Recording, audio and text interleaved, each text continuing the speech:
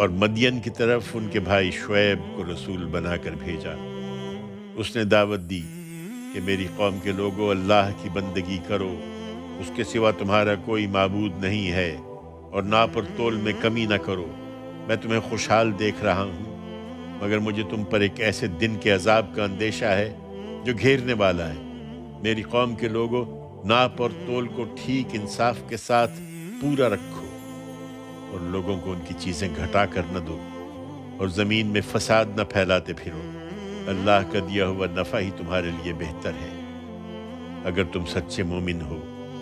مجھے سمجھانا ہی ہے، اور میں تم پر نگران مقرر نہیں کیا گیا ہوں۔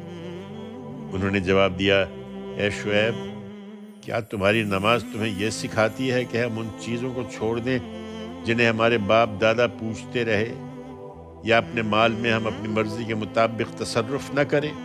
تمہاری نگاہ میں سب اگلے پچھلے بے وقوف اور گمراہ تھے، اور ہمارے اندر بس تم ہی ایک دانشمند اور راست باز آدمی رہ گئے ہو۔ اس نے کہا، میری قوم کے لوگوں، ذرا غور تو کرو۔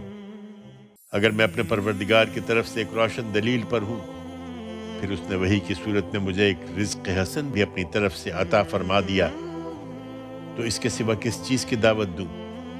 میں ہرگز نہیں چاہتا کہ تمہاری مخالفت کر کے وہی کام خود کروں جس سے تمہیں روک رہا ہوں۔ میں تو صرف اصلاح چاہتا ہوں، جس حد تک کر سکوں۔ اس کی توفیق مجھے اللہ ہی سے ملے گی۔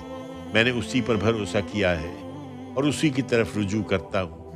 میری قوم کے لوگوں، میرے خلاف تمہاری ہٹ دھرمی کہیں یہ نوبت نہ پہنچا دے کہ تم پر بھی وہی آفت آ پڑے جو نوح کی قوم یا ہود کی قوم یا صالح کی قوم پر آ پڑی تھی۔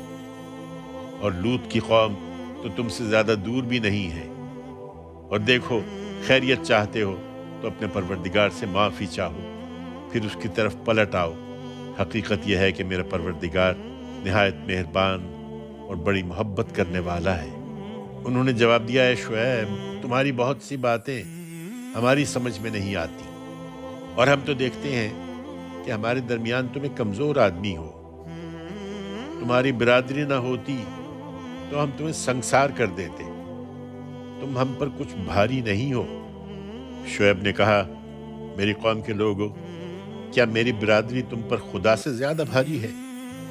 اس کا تمہیں خوف ہے، اور خدا کو تم نے بھلا کر پس پشت ڈال رکھا ہے۔ حقیقت یہ ہے کہ جو کچھ تم کرتے ہو، میرا پروردگار اس کا احاطہ کیے ہوئے ہے۔ میری قوم کے لوگوں، جو کچھ کر رہے ہو اپنی جگہ کیے جاؤ، میں بھی کر رہا ہوں۔ تمہیں عنقریب معلوم ہو جائے گا کہ کس پر وہ عذاب آتا ہے جو اس کو رسوا کر کے رکھ دے گا، اور کون اپنی بات میں جھوٹا ہے۔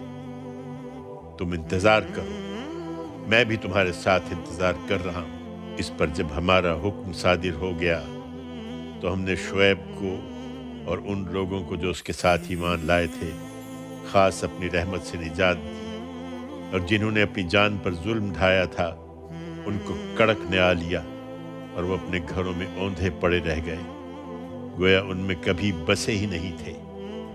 سنو، مدین والے بھی دھتکارے گئے جس طرح سمود دھتکار دیے گئے۔